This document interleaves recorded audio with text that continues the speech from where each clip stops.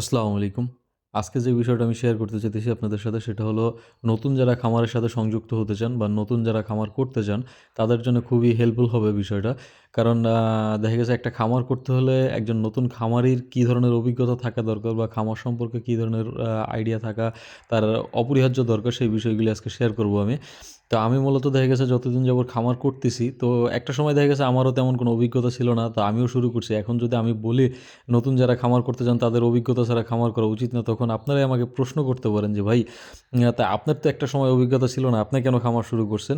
হ্যাঁ, নতুন যারা খামার শুরু করতে চান বা খামার সম্পর্কে অভিজ্ঞতা নেই, তারাও খামার শুরু করতে পারবেন। কিন্তু স্বল্প পরিসরে করা উচিত।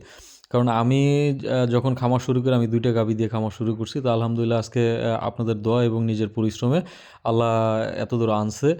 তো ইনশাআল্লাহ দেখা গেছে আমি আমার অভিজ্ঞতা থেকে আজকে আপনাদের সাথে শেয়ার করব যে নতুন যারা খামারের সাথে সংযুক্ত হতে চান তাদের করণীয় কী এবং কীভাবে খামার করলে ইনশাআল্লাহ আল্লাহ যদি সহায় থাকে অবশ্যই আপনি লাভবান হবেন।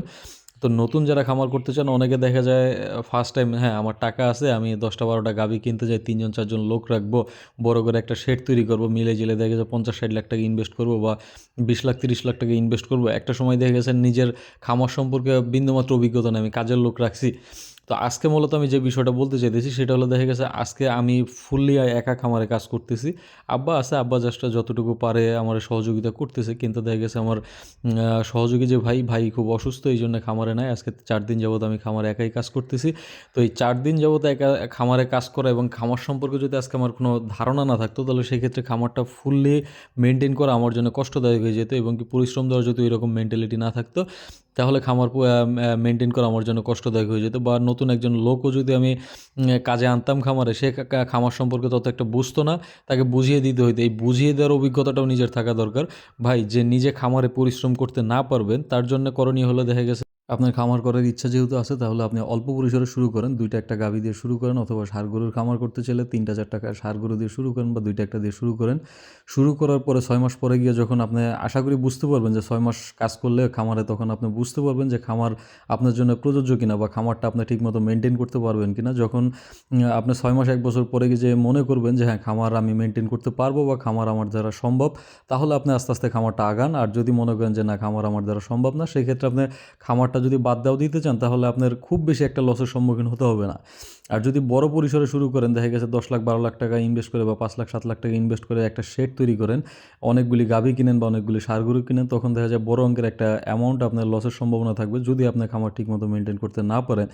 তো সেই ক্ষেত্রে নতুন যারা খামার শুরু করতে চান তাদের একটা অবশ্যই কাজ করা উচিত সেটা হলো নিজে খামারে কাজ করতে না পারি কিন্তু নিজের খামারে অবশ্যই থাকতে হবে। নিজের খামারে অবশ্যই থাকার পিছনে কারণ কি এটাও আমি যদি বলি সেক্ষেত্রে নিজের খামারে থাকার কারণ যদি বলি সেক্ষেত্রে বলা যায় যে দেখা গেছে আমার একটা গাভী দেখা গেছে অসুস্থ হয়ে পড়লো। এটা যদি মনে করি আমি টাইম টু টাইম চিকিৎসা করতে না পারি বা একটা গরু যদি টাইম টু টাইম কনসেপ্ট করাইতে না পারি তাহলে ওই খামারের লস অনিবার্য।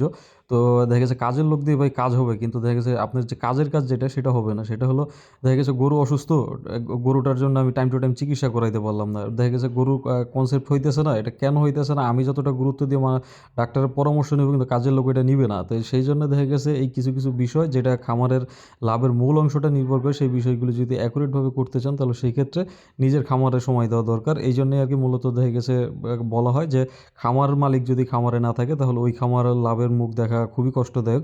তো সবাই ভালো থাকবেন, সুস্থ থাকবেন। আজকে এ পর্যন্তই। আল্লাহ হাফেজ।